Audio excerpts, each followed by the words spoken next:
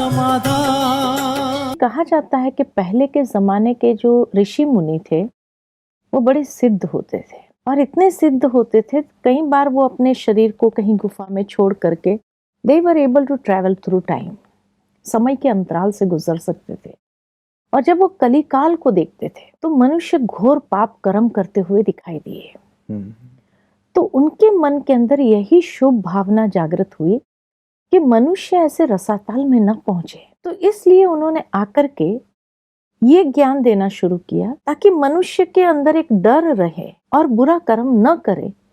उसके लिए उन्होंने कहा कि आपको कैसी कैसी योनियों में जाना पड़ेगा, ये होगा, आप बुरे कर्म करेंगे तो आपको ऐसी ऐसी सजा भोगनी पड़ेगी। तो धर्मराजपुरी की सजाओं का वर्णन उन्होंने बहुत लिटरल सेंस में किया। लोगों को ये कहा कि भाई आपको ऐसी योनियों में जाना पड़ेगा, मना, और मनुष्य डरते थे। उन बातों को जब स्मरण करते थे तो नहीं बाबा, इतने बुरी गति को हमें नहीं पाना है जी। और शायद हर एक कर्म के लिए ये व्याख्या भी थी कि यदि ये करोगे तो इस योनि में जाना पड़ेगा। वो भी था जी। कि भाई आप अगर चोरी का काम करते हैं तो बिल्ली की योनि में जो चोरी से दूध पीती है, माना इस तरह से कोई हिंसा का कार्य करेंगे तो हिंसक योनि में जाना पड़ेगा, जहां से उसके बाद आपका जीवन पूरा हिंसक ही बन जाएगा।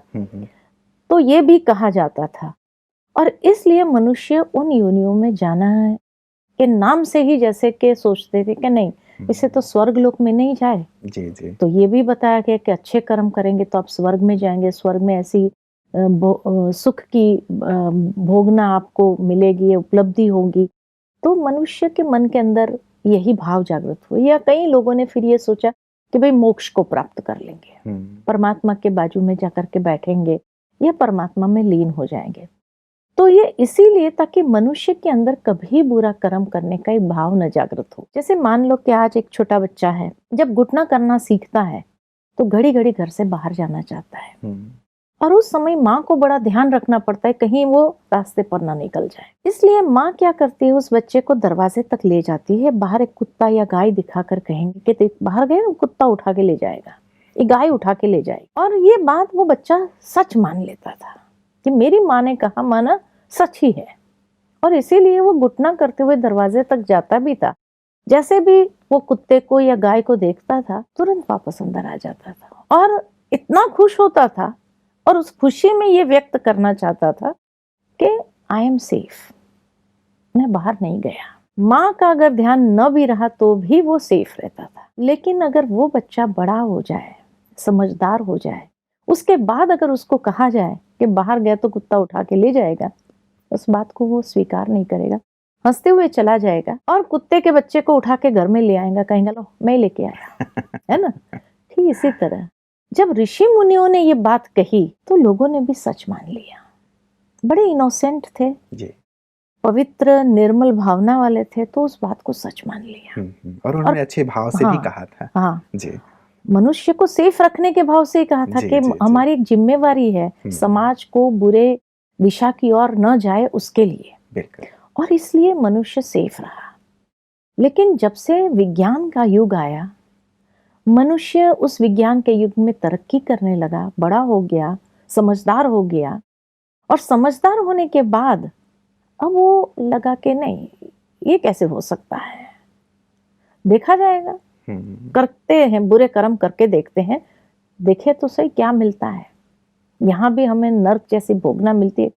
और उस समय क्योंकि कोई पास्ट बुरे कर्मों का अकाउंट नहीं था तो इसीलिए वो अच्छा ही महसूस करते रहे जी, है ना, और उन्हें कुछ नहीं हुआ।